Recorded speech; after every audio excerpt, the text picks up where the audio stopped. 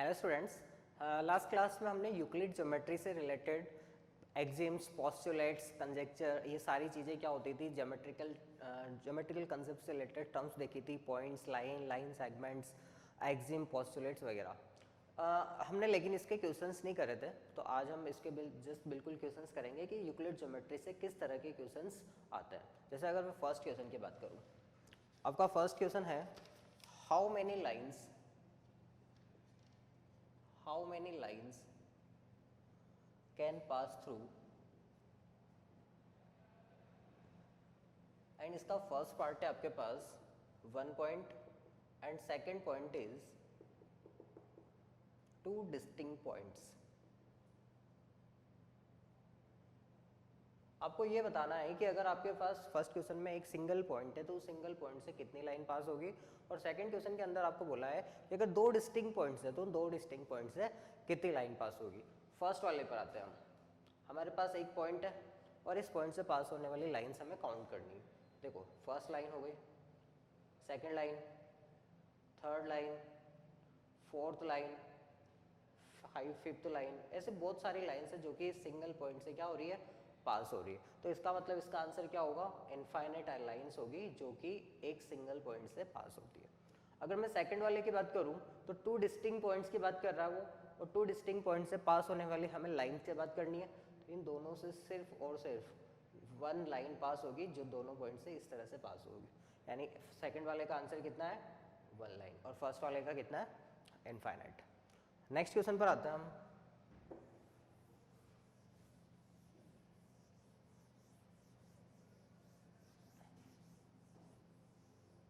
Question है आपके पास, इन दिस गिवन फिगर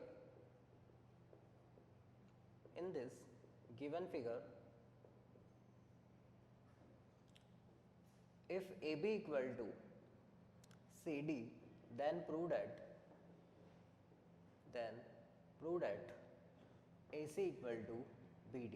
और आपको जो डायग्राम दे रखा है वो कुछ इस तरह से दे रखा है, A, B, C and D। देखो क्वेश्चन समझते हैं हम। आपको एक डायग्राम दिया हुआ है ABCD जिसके अंदर 4 पॉइंट्स है, AD एक लाइन सेगमेंट है, बीच में B और C 2 पॉइंट्स है। दिया हुआ है कि AB की जो लेंथ है वो किसके इक्वल है, CD के लेंथ के, और मुझे प्रूव करना है A से लेकर C तक की डिस्टेंस B से लेकर D तक की डिस्टेंस के इक्वल होगी।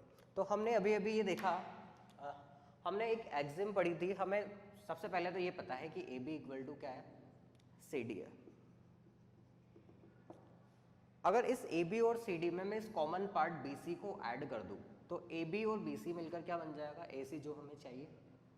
और इस CD के अंदर भी इसी कॉमन पार्ट BC को अगर मैं ऐड कर दूं तो क्या बन जाएगा, ये BD बन जाएगा जो हमें चाहिए। मतलब AB में तो BC ऐड कर रहा हूं और CD में भी BC ऐड कर रहा हूं, मतलब दोनों के पार्ट्स में इस कॉमन पार्ट BC को मैं क्या कर रहा हूं, ऐड कर रहा हूं। तो अकॉर्डिंग टू हम एक एग्जाम पढ़ी हमने कि अगर मैं equals are added to equals then whole is also equal. यहाँ पे मैं एग्जाम लिख रहा हूं, equals are added to equals then whole is also equals. तो इन दोनों इक्वल पार्ट्स में मैं कॉमन पार्ट BC को क्या कर रहा हूं, ऐड कर रहा हूं। भाई AB इक्वल टू CD था, BC मैंने ऐड किया, तो AB और BC मिलकर क्या बन गया, AC, और CD और BC मिलकर क्या बन गया, BD। तो क्या हमें यही प्रूव करना था कि AC इक्वल टू क्या हो जाएगा, BD। तो इसके अंदर कौन सी थ्योरम अप्लाई हुई कि अगर मैं इक्वल नंबर्स या इक्वल पार्ट्स में कोई भी इक्वल चीज ऐड करूंगा तो रिजल्ट भी क्या बनेगा आपका, इक्वल। नेक्स्ट क्वेश्चन पर आते हैं।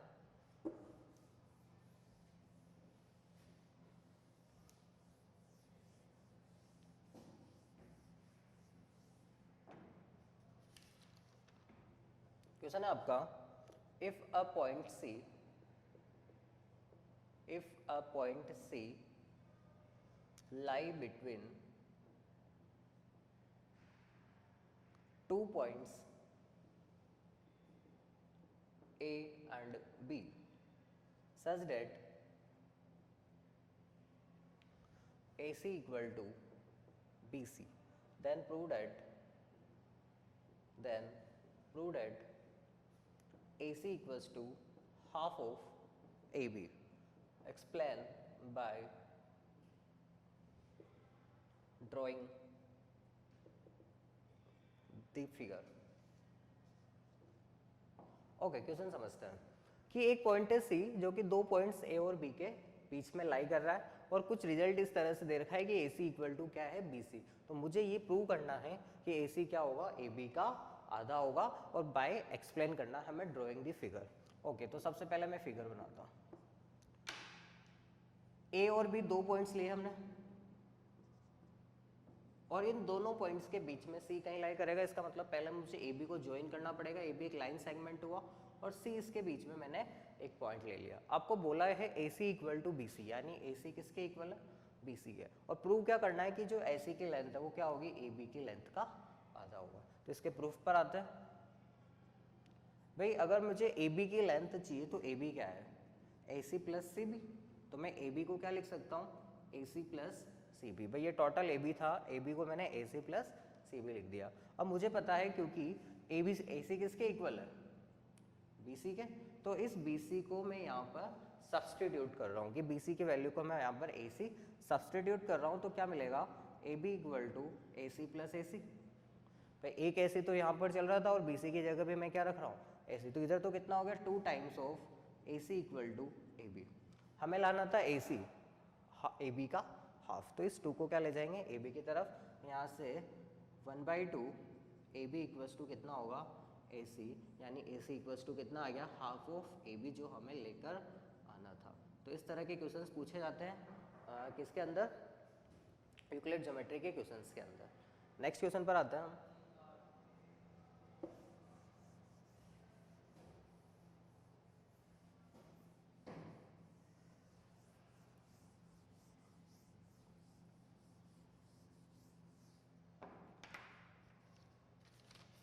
Question is, prove that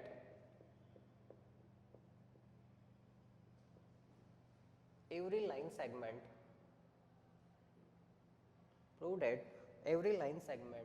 has one and only one midpoint. Okay, हमें ये प्रूव करना है कि कोई भी लाइन सेगमेंट अगर है तो उस लाइन सेगमेंट का सिर्फ और सिर्फ एक मिड पॉइंट होगा। इस मिड पॉइंट से एक से ज़्यादा मिड पॉइंट पॉसिबल नहीं है। जैसे अगर मैं बात कर रहा हूँ ए बी एक लाइन सेगमेंट है, तो इस लाइन सेगमेंट का सिर्फ एक ही मिड पॉइंट है। ऐसा नहीं है कि 2 बार इसके मिड पॉइंट हो जाए। तो अब इसको प्रूव कैसे करें, सबसे बड़ी दिक्कत आती है यूक्लिड ज्योमेट्री के क्वेश्चंस में, प्रूव किस तरह से किया जाए। तो इसको जो हम प्रूव करते हैं वो करते हैं bye contradiction method.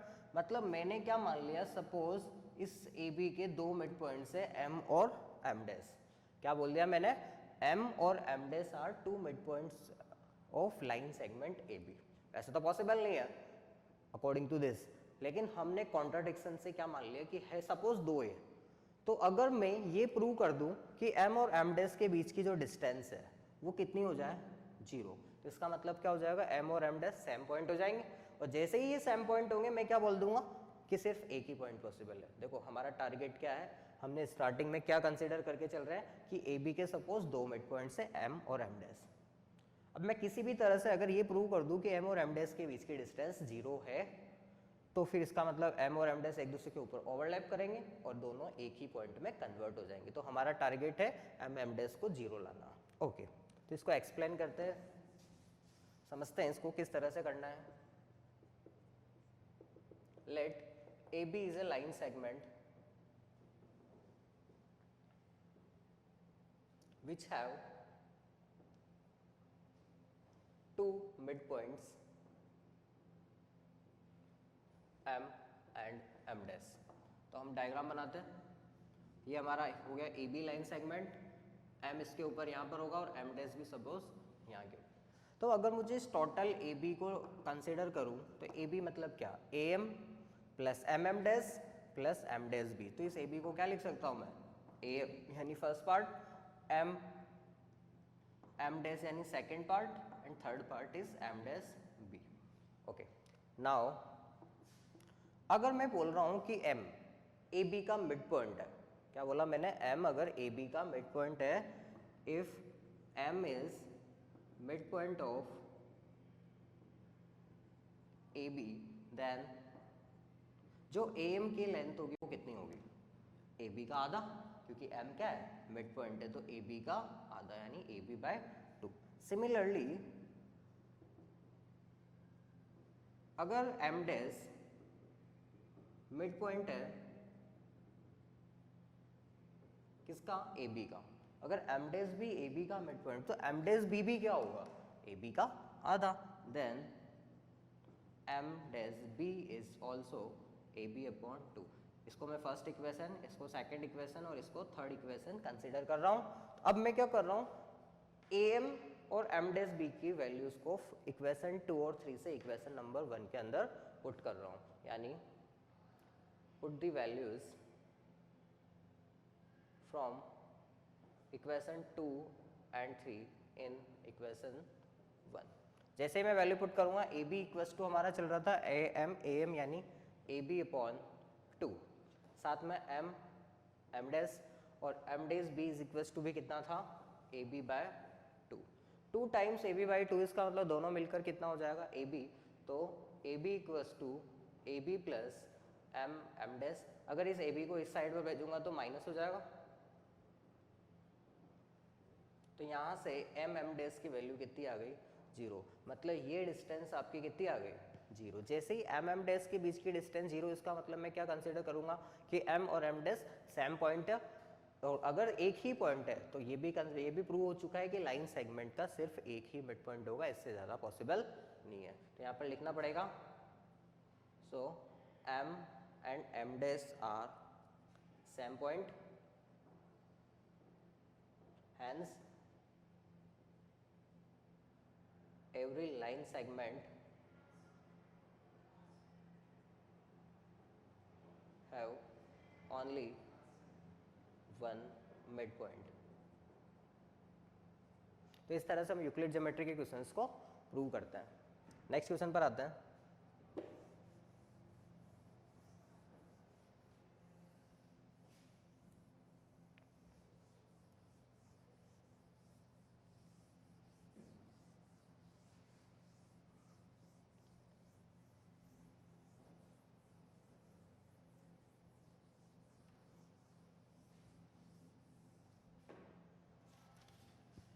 Question is,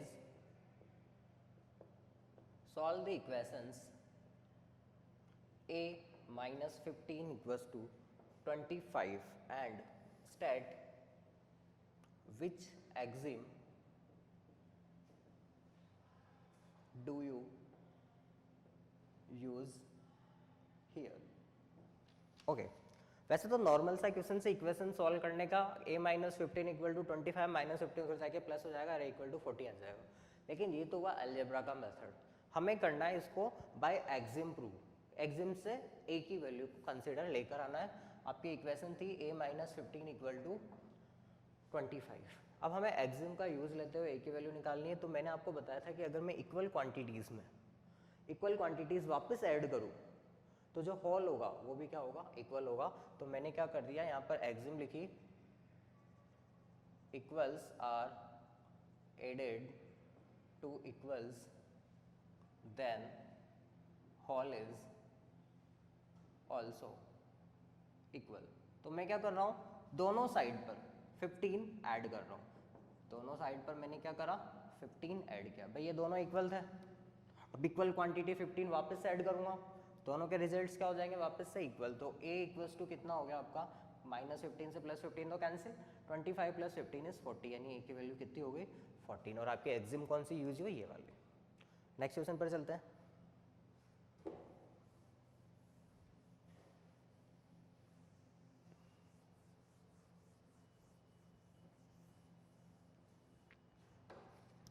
question is, using Euclid's axioms find x if 3x plus 5 equal to 17। वापस से आपको एक इक्वेशन का क्वेश्चन मिला हुआ है, 3x plus 5 equal to 17 है, और आपको x की वैल्यू फाइंड करनी है। क्वेश्चन वही है, इक्वेशन से अगर आपको डायरेक्टली अलजेब्रा से सॉल्व करने थे, 5 उधर लेके जाते, 3 से डिवाइड कर देते, आपका आंसर आ जाता। लेकिन हमें क्या करना है, यूक्लिड एक्सिम को यूज में लेते हुए सॉल्व करना है। तो 3x प्लस 5 इक्वल टू 17 है। हमें सबसे पहले इस 5 को हटाना है, -5 करना पड़ेगा, मतलब दोनों तरफ मुझे -5 करना पड़ेगा। तो कौन सी एक्सिम लगेगी? If equals are subtracted from, equals are subtracted from equals, then results are also equal. मतलब मैं क्या कर रहा हूँ, इक्वेशन के दोनों साइड पर -5 कर रहा हूँ, मतलब 5 को दोनों तरफ से मैं माइनस कर रहा हूँ। ये दोनों इक्वल थे और इक्वल क्वांटिटी माइनस करूँगा तो रिजल्ट भी क्या होगा आपका इक्वल मिलेगा। +5 से -5 कैंसिल, यानी 3x और 17 - 5 इज 12। लेकिन अभी भी आपको x की वैल्यू नहीं मिल रही। प्रॉब्लम कौन क्रिएट कर रहा है? ये 3। अब मुझे इस 3 को हटाना है तो 3 से डिवाइड करना पड़ेगा। तो एक तरफ तो मैं डिवाइड करूँगा नहीं, 12 को भी मुझे क्या करना पड़ेगा? 3 से डिवाइड। तो वापस से एक्सिम लगेगी कि जैसे हमने बताया था कि x इक्वल टू वाई है, तो 2x इक्वल टू भी क्या होता है?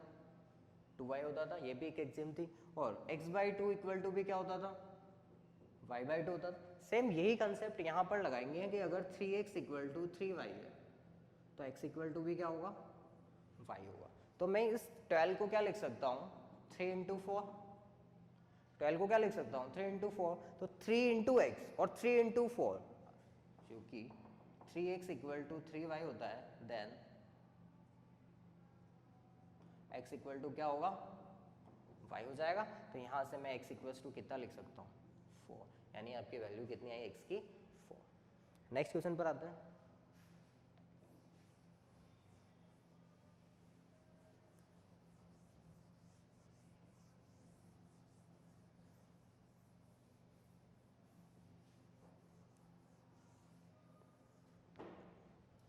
क्वेश्चन है आपका, if lines AB, AC, AD and AE are parallel to line L, then prove that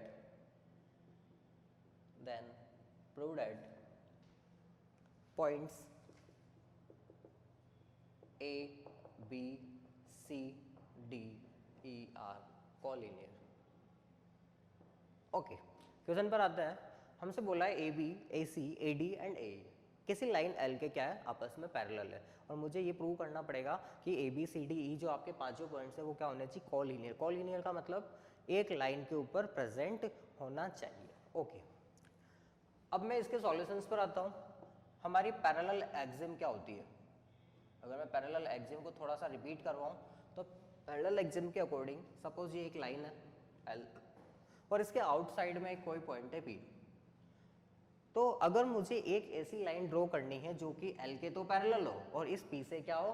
पास हो, तो हम सिर्फ एक ही लाइन ऐसी ड्रॉ कर सकते हैं जो L के पैरेलल हो और P से पास। एक से ज़्यादा लाइन हम यहाँ पर पॉसिबल ही नहीं है।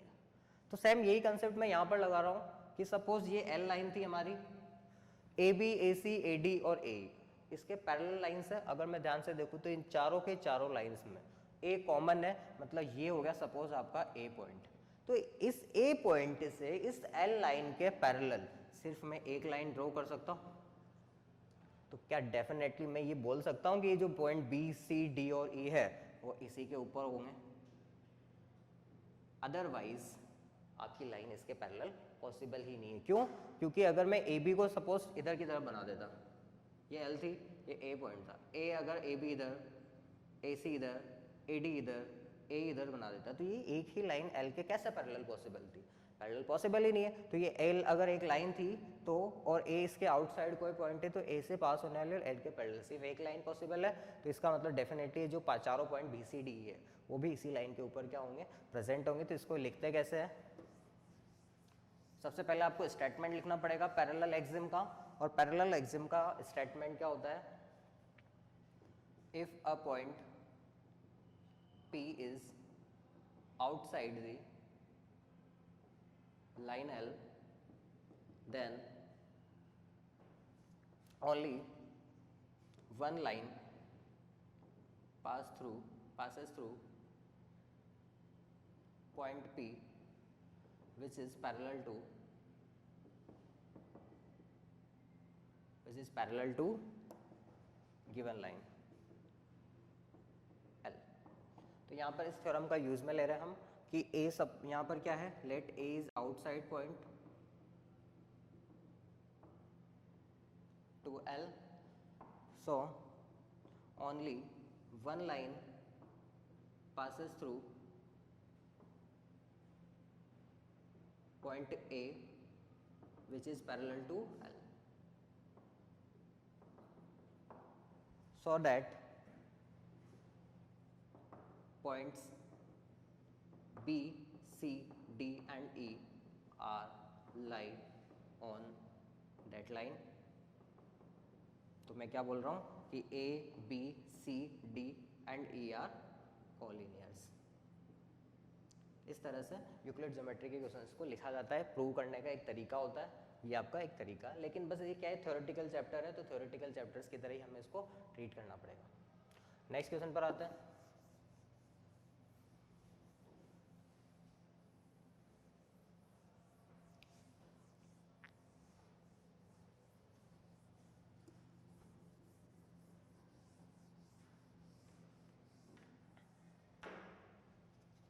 Question is, in the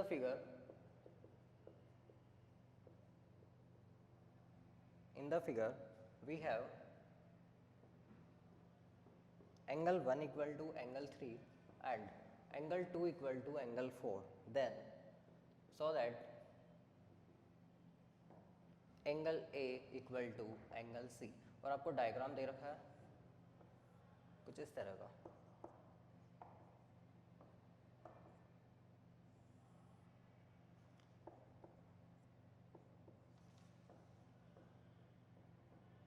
देखो ABCD एक क्वाड्रेटल दे रखा है, ए से उसका डायगोनल है।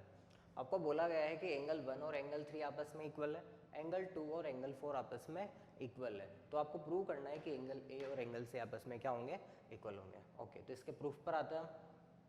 हमें गिवन क्या था, angle 1 is angle 3 and angle 2 is angle 4। अब ये बताओ, अगर ये दोनों इक्वल क्वांटिटीज़ है और इन दोनों इक्वल क्वांटिटीज़ को अगर मैं आपस में ऐड कर दूँ तो इनका जो रिजल्टिंग होगा वो भी आपस में क्या होगा, इक्वल होगा।